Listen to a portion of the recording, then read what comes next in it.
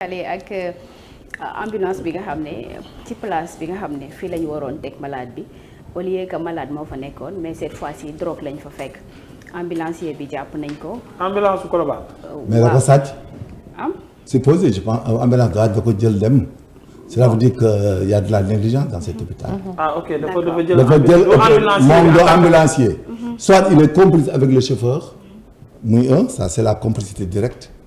beneen bi on l'appelle de la négligence mooy chef de parc parce que dans un hôpital day am chef de parc.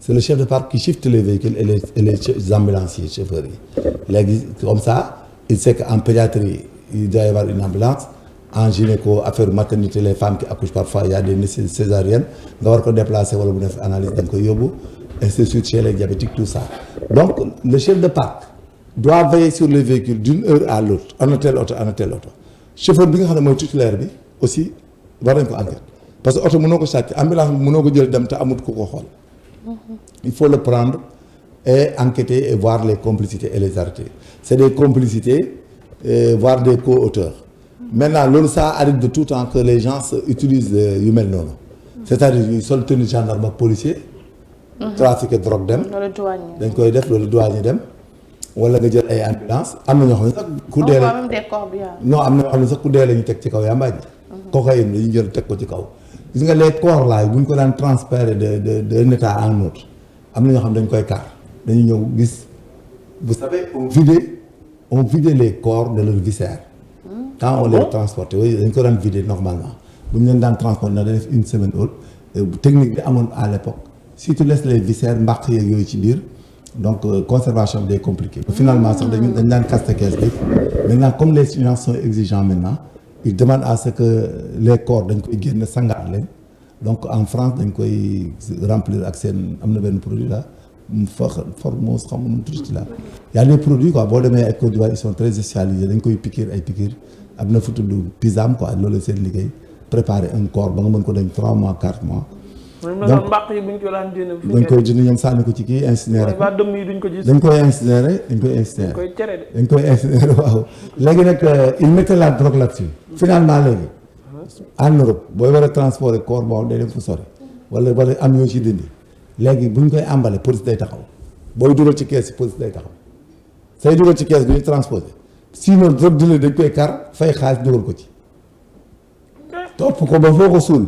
fu ñu ko suul dañ ko topp ba yegg si fa suul li ko jël seen drogue suulaat ko dem ça arrivé quoi donc le trafic de drogue c'est une entreprise criminelle boo xam ne dafa am niveau am doole drogue bi sax lañ koy sànni ci ay montagnes da ngay gis avion bu jógee par exemple Miami ñëw les cailles en Haïti largué drogue am gars yor nañ GPS ak coordonnées bien sûr vous savez maintenant la topographie de développer.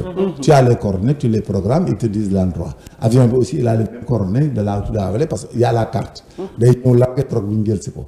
donc les trafiquants de drogue ils usent tout ce qui est superficie pour génn dem seen yoon. léegi dañu génn oto bu jar 200 millions depuis concession bi ñu dugal ci drogue ba mu fees léegi nag yow bu dee douane bu mel ni douane sénégalaise wala police wala gendarmerie yow doo ñeme dagg benn BMW de 120 millions parce que y a deux hypothèses da nga koy dagg jàpp drogue.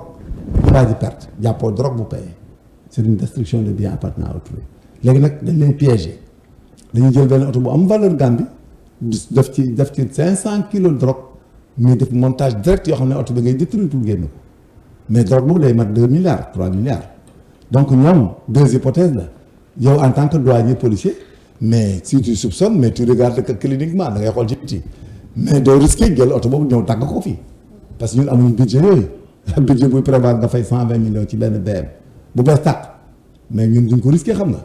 facilement waa ji il échappe parce que dina dem ak BM fi mu bëgg yóbbu ko kër massage yooyu dagg ba mu jeex génn drogam jaay ko muy 2 milliards il s'en fiche lui de 120 millions. mais l'effet c'est parce que benn homme de tenue du ñeme jël une BM de 120 millions wala 80 millions ko di ko dagg bu ñëw ay perméable. mais di ngeen am doute ni que fii. mais moo tax léegi on a des scanners et des chiens. on a les scanners là. Si vous voyez les scanners à Mbao, am na même boor yi fula bi les scanners de gendarmerie là c'est ce qui a amené ça parce que on savait que y a des appareils yoo xam ne mënoo leen fouiller ñemewoo ko parce que mënoo daaj yi ak di damm léegi nag scanner yooyu comme le scanner le dit ça entre in vitro quoi day dugg ci biir appareil bi génne drogue bi bu ko wanee yow tu as toutes les facultés maintenant, tu peux casser le véhicule et tout parce qu'en drogue on saisit la marchandise et on saisit les supports mais ce qu'a fait le gars c'est une bonne stratégie pour qui et les gens ont été très vigilants. mais en parlant de drogue major xale yi léegi ecstasy bi ñu jël ñu koy woowee volet muy def benn tollé boo xam ne. waaw mu ngi rey ñii mu ngi feebar. drogue synthétique la. waaw ça moom ecstasy la ak LSD 25 lisère bi soobu jëtte la nit. LSD 25. ak ecstasy la donc ecstasy. c'est dans les soirées techno là. ñoom ñoo koy jël en France dans les raves là. soirées techno yi. ñoo koy jël parce que ça donne envie ça donne de l'euphorie extrême tu as envie de voler. donc et tout drogue la synthétique la drogue synthétique la c'est fait à partir de substances chimiques synthétiques quoi. Donc, tout ce qui est synthétique c'est comme l'ADN. L'ADN a une substance synthétique moo tax du jaay du disparaître jamais. D'accord. Mooy l'acide désoxyribonucléique quoi c'est l'ADN. Donc voilà ecstasy moom mooy ànd ak dafa am li ñuy tudd LSD 25 aussi ñoom ñaar la boo si utiliser moom ecstasy. donc loolu rek effet boobu rek la. effet bi euphorie da ngay fecc tu es dans les vents mais c'est dangereux parce que c'est la liberticité. Les femmes elles s'adonnent n'importe comment. Les hommes violent. Les femmes s'adonnent xam nga c'est une catastrophe. On prend la drogue on casse tout. On casse la baraque quoi. C'est dans les soirées techno en France là ñuy def ay Champs-Élysées yooyu. Heureusement ñun fii dañ ko utiliser mais du kii mais drogue synthétique la bokkut ak suñu drogue yi nga xam ne. mais du même daan lay nekk. non benn drogue la rek. parce que c'est l'effet qu'on vise. D'accord. Parce que drogue day def engourdissement du système nerveux central. D'accord. Ngay def lu ne. Donc c'est le but visé c'est de la drogue. Mais c'est ecstasy ak LSD 25 c'est des drogues synthétiques ñoom sont déjà répertoriés comme étant de la drogue. D'accord. Mais nous visons la drogue tout stupéfiant dafa am stupéfiant ak yooyu am na nag aussi des contre-indications que les Valium et autres on les utilise aussi. Merci. Pour être drogué quoi. Merci Major fu waa ji mujjee ko oto beeg drogue bi.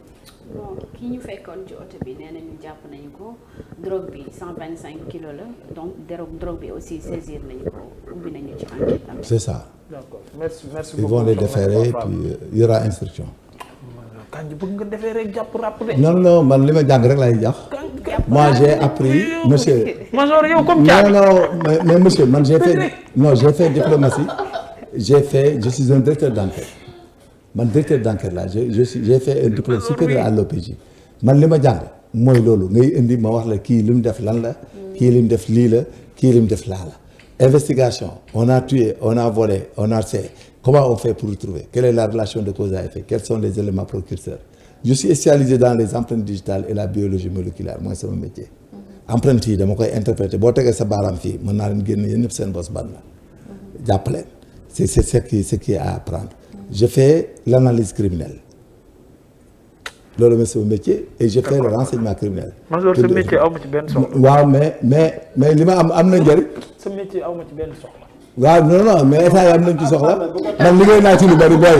bu ko temps bi mais man je suis volontaire. ma ne booy. pour monsieur man li may liggéey li ma mën mooy développer réew. li may jàng nii mooy tax réew normal criminalité mën naa ko lutter moi seul nekk le chef.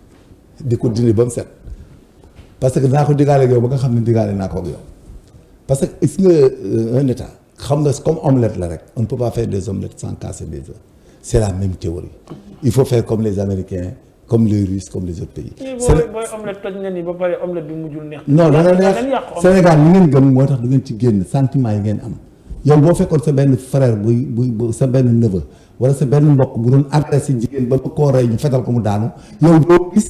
déli bi mu def yow ni sa frère bi ñu rey rek ngay gis. du ma dem sax ci dëj bi non bu fekkee. non exemple laa la jox il faut qu'on arrive là-bas monsieur. maanaam ku doon agressé monsieur il faut qu'on wala ngay sàcc ba mu dégg laa jàpp reyaat li am Sénégal sa dëj du ma ca dem. ma ne li am Sénégal dañ koy arrêter à tout prix parce que xamul tax alal dafa jafe te alal dafa neex am na ñoo xam ne dañ koy wut à tout prix mooy faral goo si nekk ci quartier yëmbal yooyu di jaay ay VIP nekk ci jeeg gi le jour la nuit il braque les gens c'est pas normal. mënoo lekk bëccëg sol sa jasner am na ko jàpp fan yi sama frère moo ko jàpp mais il a 4 véhicules yu rafet di sol jasner bëccëg mënoo ko imaginer 4 véhicules yu bees la yor di dawal te guddi ku jot mooy gor nit ñi ci àll bi mais imaginer kooku nga ne noo koy def monsieur gis nga fi ñu jëm nii dana am bëccëg boo xam ne ñun ñoo koy gérer mais monsieur dana la teg ci raay boo dul génn boo dul wàcc dana ci dem ba kuli ko rek gis nga il faut arrêter au Sénégal l'impunité